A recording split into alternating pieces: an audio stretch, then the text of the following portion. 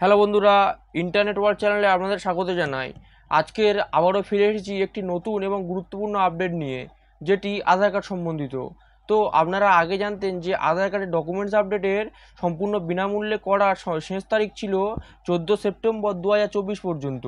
তো সেই ডেটটি পার হয়ে গিয়েছে। তো এখন সরকার থেকে ফের ডেটটি আবার বাড়ানো হয়েছে। তো ডেটটি বাড়িয়ে করা হয়েছে 14 ডিসেম্বর 2024 পর্যন্ত। তো বন্ধুরা, যারা যারা এখনও আধার কার্ডের ডকুমেন্টস আপডেট করাননি, তো তাদের কাছে আমার একান্ত অনুরোধ, আপনারা আপনাদের আধার কার্ডটি গিয়ে আপনাদের নিজেদের আধার ওয়েবসাইট থেকে আপডেট করে নিন। না হলে আধার কার্ডটি ভবিষ্যতে গিয়ে বন্ধ হয়ে যেতে পারে। তখন আপনাদের আধার এনরোলমেন্ট সেন্টার থেকে আপডেট করিয়ে আবার আধার কার্ডটি রিওপেন করাতে হবে। তো যারা যারা আধার কার্ডটি আপডেট করেননি, তারা কীভাবে নিজের বাড়িতে বসে আধার কার্ডটি অনলাইনে আপডেট করে নেবেন এবং সম্পূর্ণ বিনা খরচে আপডেট করিয়ে নেবেন, তো সেটি আজকের আমি আপনাদেরকে দেখাবো। তো চলুন ভিডিওটি শুরু করা যাক।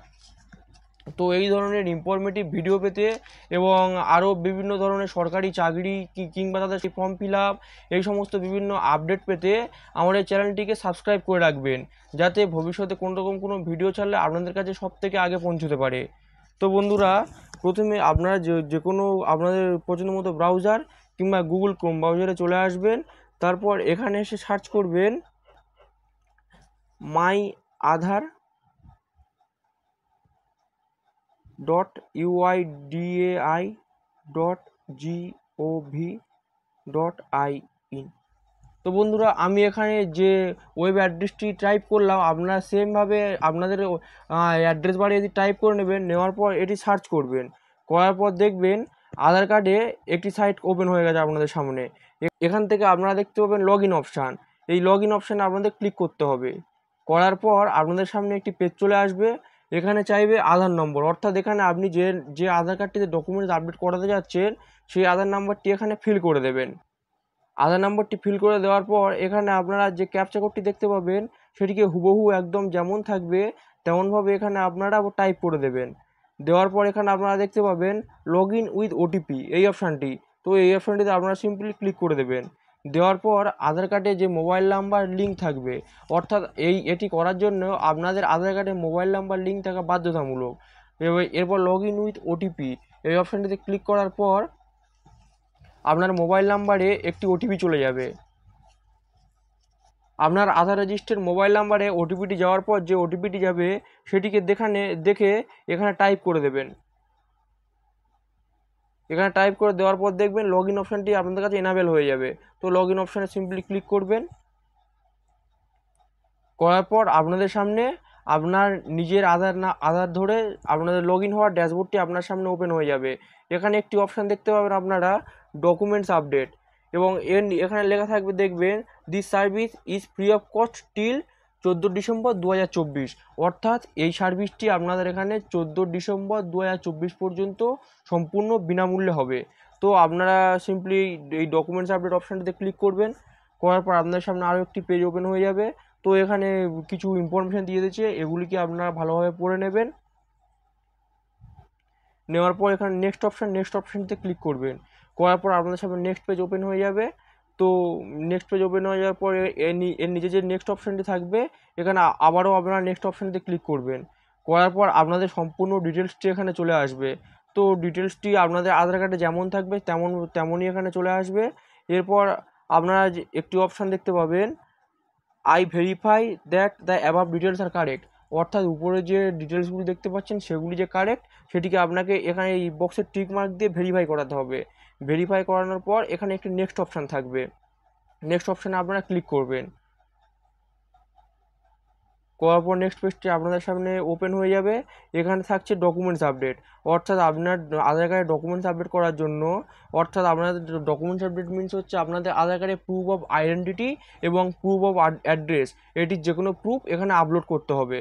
তো এখানে অনেকগুলি ডকুমেন্টস আছে, তো আপনারা সেটি দেখে আমি আপনাকে দেখিয়ে দিচ্ছি।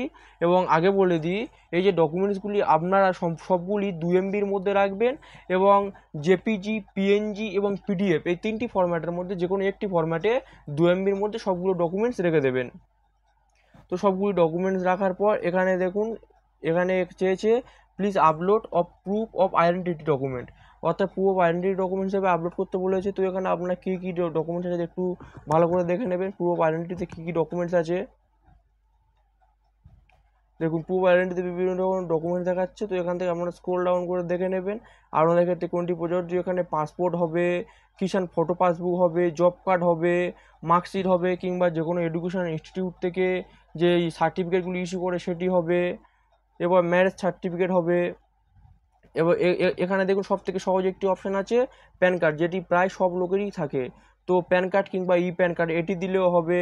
এর নিচেও আপনারা স্ক্রল ডাউন করে গিয়ে আরও দেখে নিতে পারবেন। এখানে প্রচুর অপশান আছে, তো আমি সহজ সহজ দু তিনটে অপশান দেখিয়ে দিচ্ছি, যেটি দিয়ে আপনারা খুব সহজেই করে নিতে পারবেন। এখানে দেখুন রেশন কার্ড আছে, আপনারা রেশন কার্ড দিয়েও করে নিতে পারবেন প্রুফ অফ আইডেন্টিটিটা। এরপর নিচে এসসি এসটি সার্টিফিকেট আছে, অর্থাৎ যাদের এসসি এসটি ক্যাটাগরির মধ্যে থাকেন এবং তার সার্টিফিকেট রয়েছে, তো আপনারা এটি সিলেক্ট করে নিতে পারেন। এরপর আরও অনেক অপশান, স্কুল লিভিং সার্টিফিকেট, আরও নিচে চলে আসবেন স্ক্রল ডাউন করে। এবং এই দেখুন আরও একটি সব থেকে সহজ অপশান হচ্ছে ভোটার আইডেন্টি কার্ড, অর্থাৎ যাদের বয়স 18 বেশি হয়ে গেছে তাদের তো ভোটার আইডেন্টি কার্ড অবশ্যই থাকবে, তো আপনারা ভোটার আইডেন্টি কার্ডও সিলেক্ট করে নিতে পারেন। তো এখানে অনেকগুলি অপশান দিয়েছে, যেই ডকুমেন্টসটি আপনার দেওয়া সহজ মনে হবে তো আপনারা এখানে সেই ডকুমেন্টসটি দিয়ে দেবেন।